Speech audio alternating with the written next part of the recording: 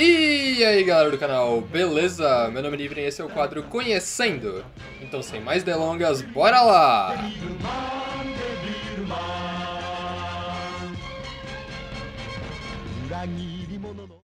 Devilman é um mangá escrito e ilustrado por Go Nagai de 1972 a 1973 e publicado na revista Weekly Shonen Magazine, totalizando 5 volumes. E do que se trata essa história? Bem, basicamente um jovem chamado Fudo Akira acabou sendo possuído por um demônio chamado Amon em uma festa chamada Black Sabbath. Entretanto, o demônio não conseguiu dominá-lo por completo, o que fez com que ele acabasse se tornando uma criatura híbrida ao invés disso. Ou seja, além de ser mais forte do que uma pessoa normal, ele também consegue se transformar em demônio quando quiser, sem perder a sua consciência. E é esse estado híbrido que o autor chama de Devilman. Falando assim, isso só parece mais uma daquelas histórias genéricas de super-herói, tendo como única diferença o fato de ele ser metade demônio e metade pessoa, ao invés de ser, sei lá, metade aranha ou algo do tipo. Mas calma, que essa história está muito longe de ser só isso. Na verdade, eu até ouso dizer que tudo que acontece em Devilman só está ali por propósito de filosofia. E o que eu quero dizer com isso? Bem, o que mais acontece nesse mangá são questionamentos. O autor fica constantemente criando debates para fazer o leitor pensar, mas não sobre a história do mangá em si, e sim sobre a própria vida e o mundo onde a gente vive. E ele faz isso apresentando as dificuldades do protagonista e todas as merdas que acontecem nesse mundo bizarro, mas que ao mesmo tempo é muito parecido com o nosso. E é por conta desse tipo de questionamento que essa obra é citada como influência para muitas coisas. Porque são pensamentos que não envelhecem. O mangá foi escrito em 1972, mas as mensagens que ele escreveu nele são muito atuais. E é por isso que adaptações como Devilman Crybaby são tão importantes, porque apresentam essa filosofia para uma geração que provavelmente nunca nem teria ouvido falar disso. Por mais que indiretamente essas pessoas tenham consumido mangás, animes, jogos, fortemente inspirados no que Go Nagai escreveu há mais de 40 anos atrás. E não, eu não vou citar que questionamentos são esses por aqui, porque se eu fizer isso, toda a experiência da obra vai perder o sentido. Então se você puder, leia ou assista a adaptação para entender melhor do que eu estou falando aqui. Ah, e antes que você pergunte, sim, essa história tem vários personagens importantes, mas eu não acho necessário citá-los aqui, já que o meu objetivo com essa sessão é apenas apresentar o conceito do mangá em si. Beleza, agora que eu já falei sobre a obra, tá na hora de falarmos um pouco sobre o autor. Go Nagai é um cara que revolucionou a indústria de mangás várias vezes, e por conta disso ele merece um vídeo só pra ele. Então as únicas coisas que eu vou dizer aqui é que esse cara simplesmente criou o gênero de mangá ecchi, ou ecchi, sei lá como você preferir falar, e se você acha que é pouco, pode colocar o gênero mecha na conta dele também, porque por mais que ele tenha sido o segundo autor a abordar esse tema, foi o seu formato que inspirou as obras do gênero que a gente vê até hoje. Inclusive o próprio Gundam. As três maiores obras dele são Devilman, Cutie Honey e Mazinger Z. Mas é óbvio que ele fez muito mais do que isso. Então deem uma pesquisada a respeito se vocês quiserem, ou esperem eu lançar um vídeo sobre isso. Beleza, agora que eu já falei do autor, vamos às adaptações da obra. Devilman teve 3 adaptações principais. A primeira sendo um anime feito pela Toei Animation em paralelo ao mangá, e contendo inacreditáveis 39 episódios.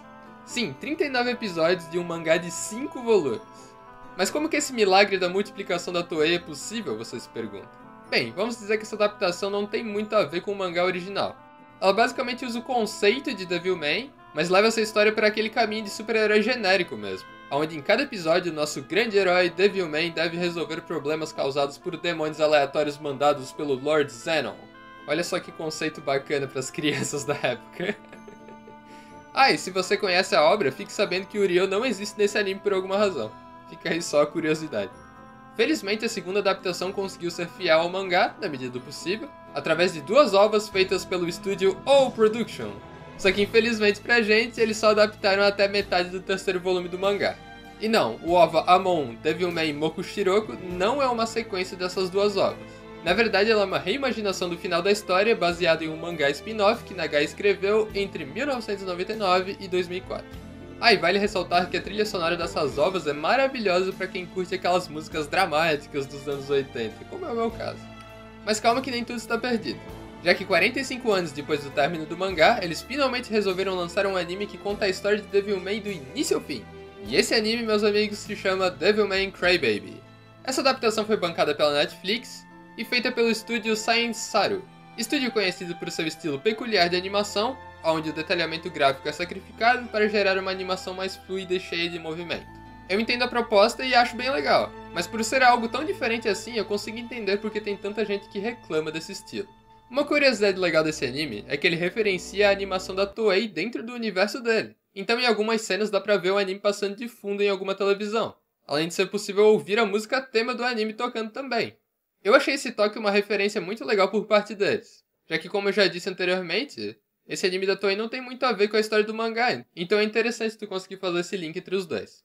Continuando, assim como as ovas dos anos 80, Devilman Crybaby também teve que passar por uma reformulação temporal, já que a história do mangá se passa na atualidade. E vamos combinar que existe uma enorme diferença entre o Japão de 1972 para o de 2018, né?